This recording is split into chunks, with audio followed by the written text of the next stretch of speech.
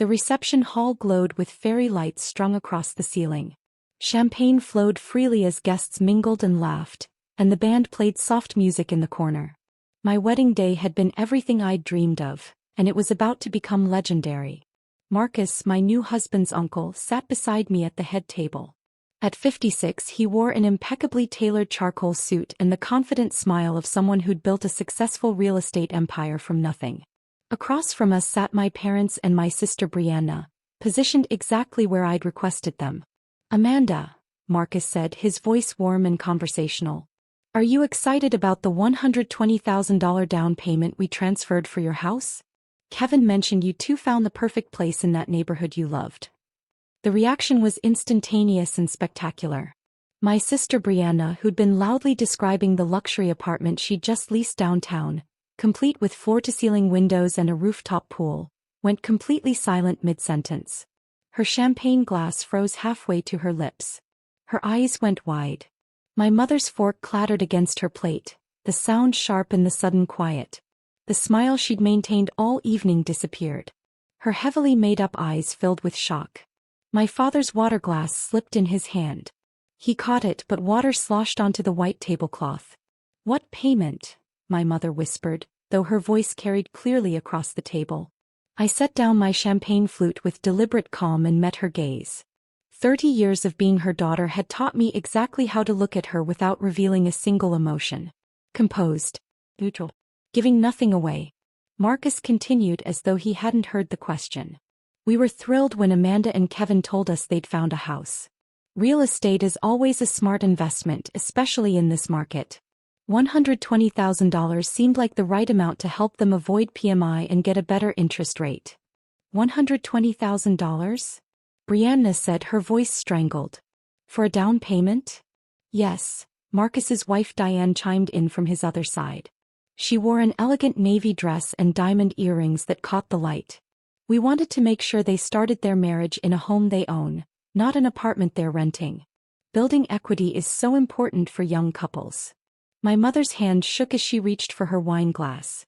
Her heavy floral perfume, that same suffocating scent she'd worn my entire life, seemed to fill the space around us. "Amanda, you never mentioned buying a house. You never asked about our housing plans," I replied evenly. The silence at our table was deafening. Around us, the reception continued. Someone laughed loudly. The band transitioned to another song. But at the head table, my family sat frozen in shock. Marcus wasn't finished. "The house is beautiful. 4 bedrooms, that gorgeous backyard, excellent school district." Amanda showed us the inspection report. Very thorough. She knew exactly what questions to ask. We were impressed. "When did you even look at houses?" my father demanded, his voice tight. "Over the past 3 months," I said calmly.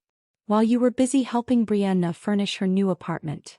"That's completely different," Brianna protested. "I needed help getting started." "And I didn't need help buying my first home?" I asked. No one had an answer. Diane smiled warmly at me. Amanda was so organized throughout the whole process.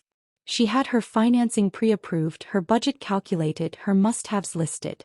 When she mentioned the house was slightly outside her price range but perfect otherwise, Marcus and I knew we wanted to help. "We would have helped if you'd asked," my mother said, her voice rising slightly. People at nearby tables were starting to glance over. "Would you have?" I asked quietly. "Because 6 months ago when I mentioned Kevin and I were thinking about buying instead of renting, you changed the subject to Brianna's apartment search. When I brought it up again at Sunday dinner, you spent an hour looking at kitchen backsplash options for Brianna's place and never asked about mine." Each word landed like a stone. My mother's face paled. My father's jaw clenched. Brianna looked away. "A $120,000 down payment is extremely generous," my father said, his tone making it clear he was calculating numbers. "What kind of house are you buying?" "A $480,000 colonial in Maple Ridge," I said. 25% down means no PMI and a better mortgage rate. We'll save about $300 a month compared to a conventional loan." "You're buying a $480,000 house?" Brianna said incredulously. "How can you even afford the mortgage?" "Kevin and I both have excellent jobs with stable income," I said. "We ran the numbers carefully. The mortgage, taxes, and insurance will be less than what you're paying for your apartment lease. That's not possible, she said. It is when you buy strategically instead of renting a luxury apartment to impress people, I replied. Marcus nodded approvingly. Amanda and Kevin are very financially savvy. They've been saving aggressively, they have an emergency fund, and they understand the long-term benefits of homeownership. We were happy to accelerate their timeline. We could have accelerated her timeline, my mother protested weakly. Could you have? I asked. Or would you have told me I should wait a few more years because Brianna needed help with her student loans first? The silence was answer enough. My father leaned forward. Marcus, Diane, this is incredibly generous, but surely this is something we should have been consulted about. We're her parents.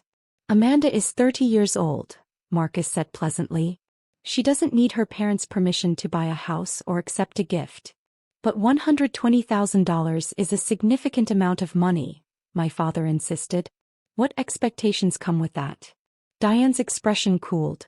The expectation that she and Kevin will enjoy their home and build a wonderful life together. Nothing more. People don't just give away that kind of money, my father said. Family does, Marcus said firmly. And Amanda is family now. The rebuke was gentle but unmistakable. My mother's eyes filled with tears. Kevin, my new husband, squeezed my hand under the table. We'd rehearsed this moment. We'd known exactly when it would come and how it would unfold. Where is this house? Brianna asked, her voice sharp. Maple Ridge is expensive. It's a quiet street with mature trees, I said. Walking distance to the park. Good neighbors. The previous owners maintained it beautifully. We saw pictures, Diane said. That sunroom is absolutely charming. Perfect for Amanda's reading nook. You showed them pictures? My mother said, hurt evident in her voice. You didn't show us any pictures. I tried to show you pictures 4 weeks ago, I said. You were on your phone looking at Brianna's Instagram post about her apartment's rooftop access. I was multitasking, my mother protested. You were prioritizing, I corrected. Like you always do. The photographer who I'd specifically instructed to document everything at the head table, captured it all. My mother's tears. My father's defensive anger. Brianna's shocked jealousy. And me, composed and calm, champagne glass steady. This is humiliating, my mother said, her voice breaking. Discussing this at your wedding in front of everyone. You're the one being humiliated, I said quietly. Marcus asked a simple question about a gift. You're reacting like I've committed a crime. You should have told us, my father said. Why? I asked. So you could tell me I was being irresponsible? So you could suggest I should rent longer and help Brianna instead? So you could find some way to make it about her. That's not fair, Brianna said. Isn't it? When I got my first promotion, you talked over my news to announce you'd been invited to join a professional networking group. When I got accepted to a leadership program, you needed help with your resume. When Kevin proposed, you announced your apartment lease the same day. Everything always becomes about you. Her face flushed red. I don't do that. You do. And Mom and Dad enable it every single time. Marcus stood gracefully. I think perhaps we should let Amanda and Kevin make their rounds. This is their celebration after all. I stood gratefully. Kevin rose with me, his hand finding mine immediately. This conversation isn't finished, my father said. Yes, I said. It is. As we walked away, I heard my mother's sobs increase in volume. Designed to draw sympathy and attention. My aunt rushed over. Other relatives clustered around. But I didn't look back. Kevin and I circulated through the reception, accepting congratulations from friends and family who were genuinely happy for us. I danced with Marcus, who whispered, "You handled that perfectly." I danced with Kevin, who held me close and reminded me we had our own life now. I didn't dance with my father. He didn't ask. An hour later, my mother cornered me near the dessert table. She'd fixed her makeup, but her eyes were still red. Amanda, we need to talk about this house situation. There's nothing to talk about. $120,000 is a lot of money to accept from people who are practically strangers. They're not strangers. They're Kevin's family. They've treated me with more generosity in 18 months than you have in 30 years. She recoiled. That's cruel. It's true. When have you ever given me something without making me feel guilty about it? We've given you everything, she insisted. You've given me the bare minimum while giving Brianna everything she asked for. Your sister needed more support, my father said, appearing beside her. Why? I asked. Because she made poor choices and expected you to fix them? Because she never learned to be self-sufficient. She's had a harder time, my mother said. She's had an easier time, I corrected. You paid her rent in college. I worked 3 jobs. You bought her a car. I saved for 2 years to buy mine used. You're still paying her credit card debt. I've never carried a balance. You didn't need our help, my father said. You always figured things out. I figured things out because you gave me no choice. But I shouldn't have had to. Brianna joined the confrontation. So what, you're just going to take their money and buy some expensive house? I'm going to accept a generous gift from people who love me and want to support my future. Yes. They barely know you, she said. They know me better than our parents do. They asked about my career goals. They celebrated my achievements. They showed up when it mattered. We show up, my mother protested. You show up physically, I said. But you've never actually been present. You've never actually seen me. My mother's tears started again. How can you say something so hateful? How can you not see that it's true? Marcus appeared at my side. Is there a problem here? No problem, I said. Just setting some boundaries. Good boundaries are healthy, he said, looking directly at my parents. Amanda deserves to be celebrated and supported. If you can't do that, then I suggest you step back. My father's face reddened. You have no right to speak to us like that. I have every right to protect my niece from people who've spent her entire life making her feel less important than her sister. The words hung in the air. My mother grabbed my arm.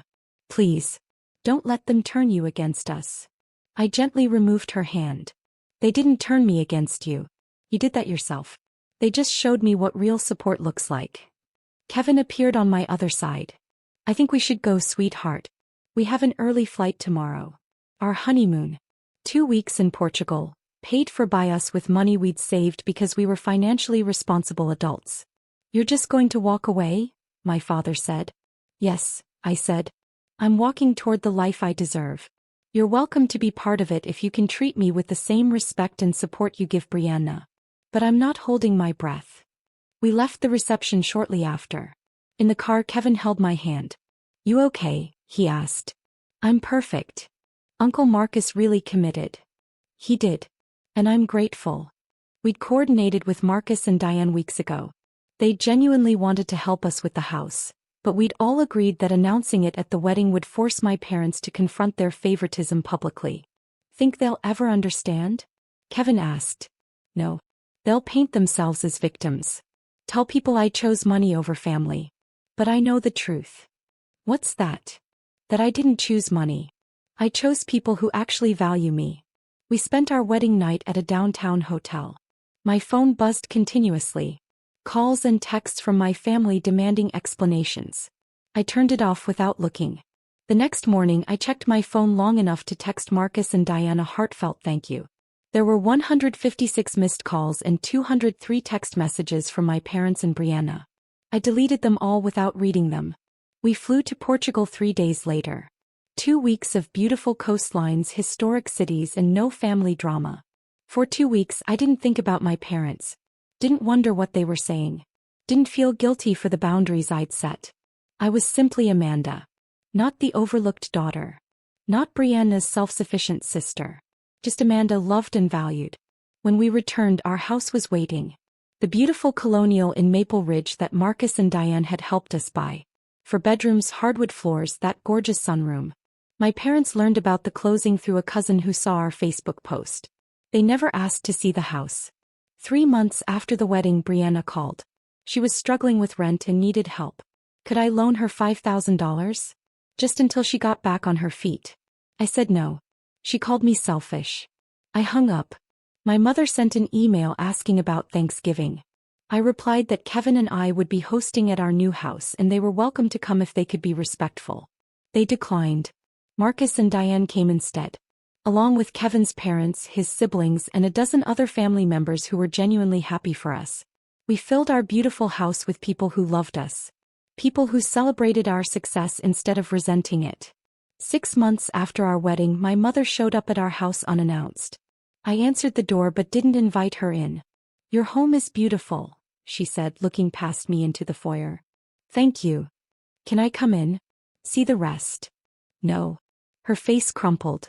"Amanda, please. I'm your mother." "Then act like it. Apologize for 30 years of making me feel less important than Brianna. Acknowledge the ways you've failed me. Commit to doing better." "I can't apologize for loving both my daughters," she said. "That's not what I'm asking for. I'm asking you to acknowledge that you loved one of us more. And that it wasn't me." She had no response. "Until you can do that," I said, "we have nothing to talk about." I closed the door. A year after my wedding, that house Marcus and Diane helped us buy had appreciated $60,000 in value. Our equity was building. Our mortgage was manageable. Our life was exactly what we'd planned. Sometimes people ask if I regret how things ended with my parents. If I feel guilty for accepting the down payment. If I wish we could reconcile. The answer is always no. Because I finally learned what my parents never taught me, that I deserve to be supported. That my goals matter. That my future is worth investing in. Marcus and Diane saw that immediately. My parents never did. At my wedding, Marcus asked about the $120,000 down payment he'd transferred for our house. My parents went silent because they'd been exposed. Their pattern of prioritizing Brianna while expecting me to manage alone had been revealed in front of everyone who mattered. And I sat there, calmly sipping champagne, finally free from the weight of trying to earn love from people who had none to give equally. That down payment wasn't just money. It was validation. Proof that I was worth investing in. Evidence that my future mattered. My parents could have given me that support. They chose not to. Marcus and Diane chose differently. And that made all the difference. 2 years after my wedding, Kevin and I welcomed our first child. Marcus and Diane were there the day we brought her home. They'd already set up a college fund. My parents learned about their granddaughter on Facebook.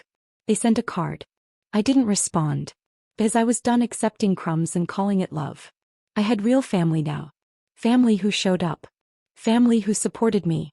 Family who celebrated my life instead of diminishing it. And in our beautiful house in Maple Ridge, surrounded by people who genuinely loved us, we built the life I always deserved. Without guilt. Without regret. Without looking back.